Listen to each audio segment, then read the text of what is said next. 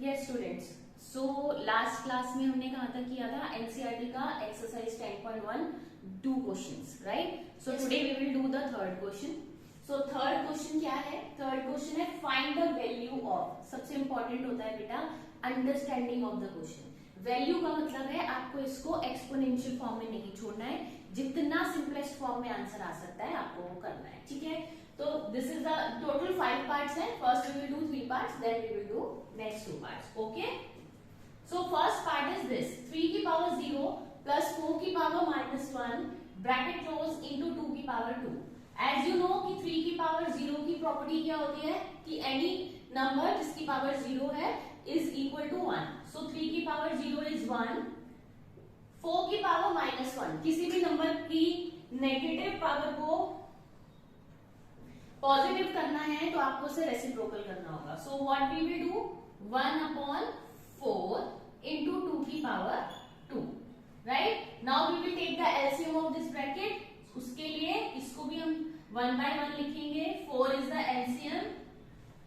4 + 1 LCM सब बच्चों को आया होगा, आता होगा 8th क्लास में आप. Yes ma'am. This is 5/4. Bracket का आंसर आया आपका 2 की power 2 is 2 times 2, that is 4. So 4 and 4 get cancelled बेटा. न्यूमरेटर एंड डिनोमिनेटर को आप कैंसिल कर सकते हैं. 4 and 4 get cancelled, so 5 is remaining. So 5 is the answer of your first part. Clear? What you need to do is आपको यहाँ पे properties लिखनी होंगी जो जो आप यूज कर रहे हैं. ये A0 वाली property and also the property -1 वाली. These two properties you are using in this question, तो दोनों प्रॉपर्टीज को मेंशन करना जरूरी है. क्लियर? ठीक है. Now we are coming on to the second part. This is the second part. इसमें पावर माइनस है. अगेन हम पावर्स को प्लस करेंगे यूजिंग लॉ.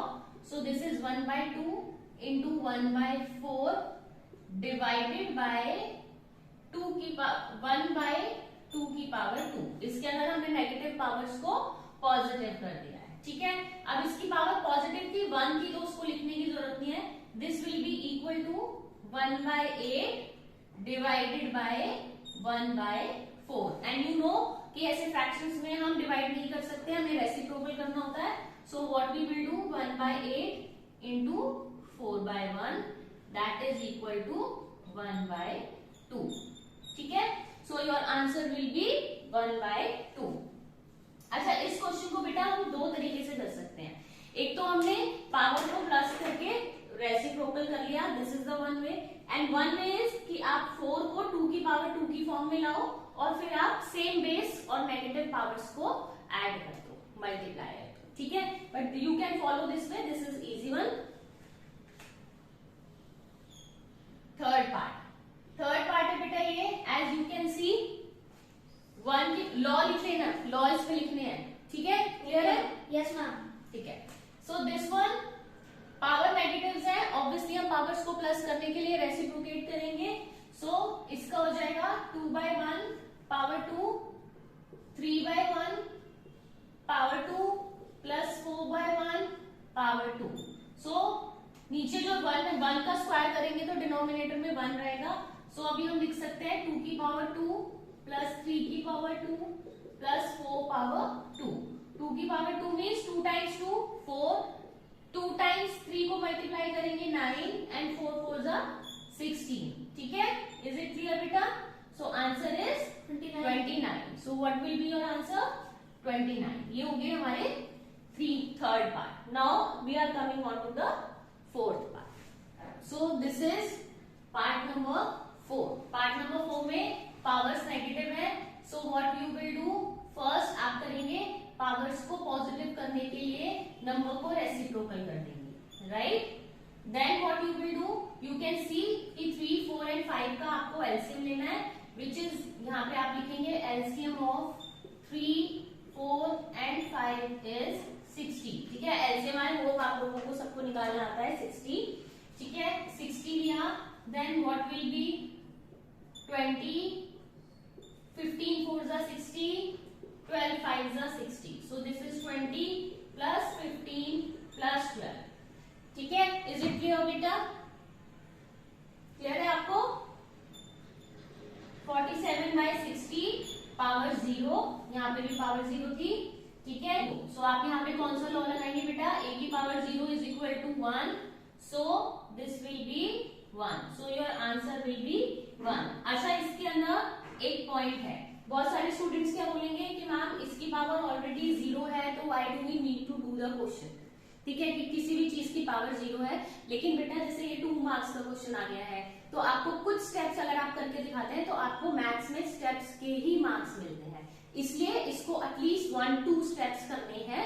उसके बाद जब आपका फाइनल सिंगल फॉर्म में आपका आंसर आ जाए, एक सिंगल नंबर, ये क्या है, पूरा एक एक्सप्रेशन है, ठीक है, तो पूरा एक एक्सप्रेशन जिसमें बहुत सारी टर्म्स हैं, जब सिंगल टर्म में पावर 0 आ जाएगी, then you will apply this law. तो आपको यहां तक ये वाला क्वेश्चन करना पड़ेगा, आप स्ट्रेट फॉरवर्ड इसके बाद 1 नहीं लिख सकते। इज इट क्लियर बेटा?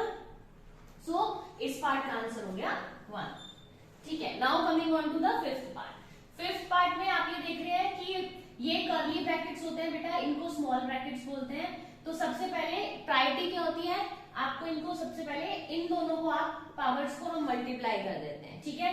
कौन सा लॉ लगेगा, a की पावर m और n इज इक्वल टू, आपको पता है आप दोनों पावर्स को मल्टीप्लाई कर देंगे, ठीक है।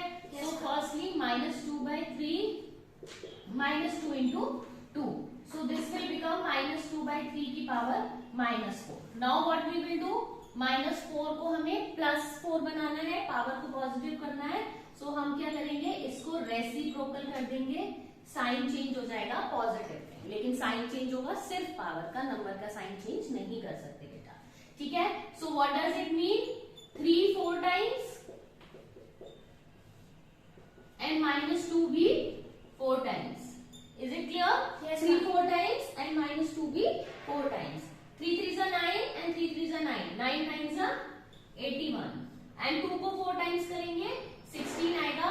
अब ये नेगेटिव साइन 4 टाइम्स थे, तो अगर ये इवन नंबर ऑफ टाइम्स होते हैं, कोई भी negative sign even number of times repeat होता है, तो वो पॉजिटिव में चेंज हो जाता है। सो answer is 81/16। So we are done with question number 3. Now moving on to question number 4. Question number 4 है evaluate, that means आपको पावर्स की फॉर्म में नहीं छोड़ना है, आपको पूरी वैल्यू निकालनी है, ठीक है। फर्स्ट पार्ट क्या है, 8 की पावर -1 इंटू 5 की पावर 3 डिवाइडेड बाय 2 की पावर -4।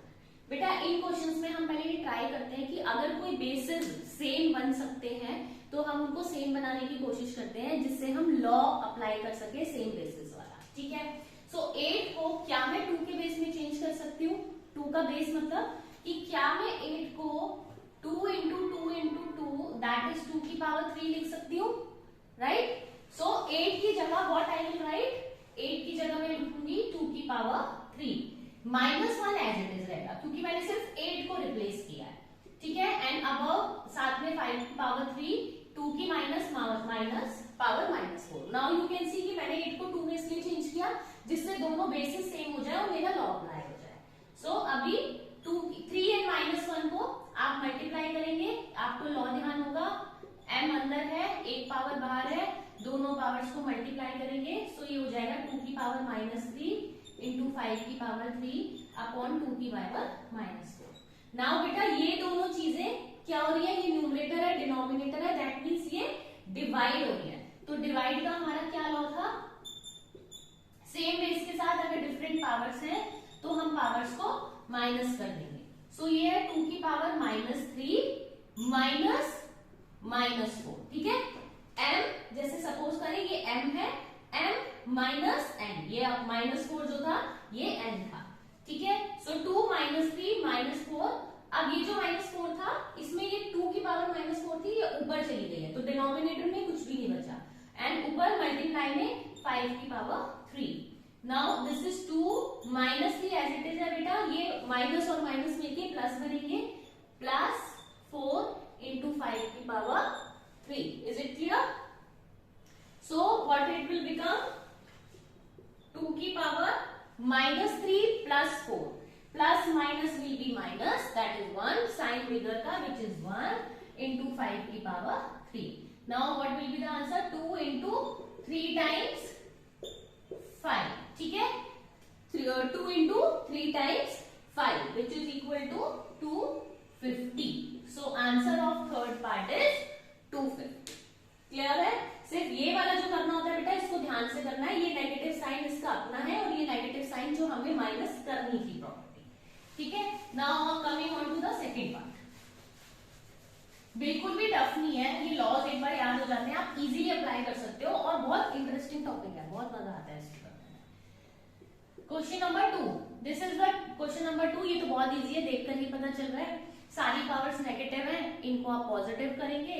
सो पहले ब्रैकेट में हो जाएगा 1/5 इंटू 1/2। बाहर वाले को भी पॉजिटिव करना है, रेसिप्रोकल। ऑब्वियसली आप यहाँ पे लॉ लिख देंगे, this is equal to 1/10। Bracket के अंदर वाला 1/10 हो गया, बाहर वाला into 1/6, that is equal to 1/60। So answer of the second part of your question is 1/60। ठीक है, done. Now coming on to the question number 5।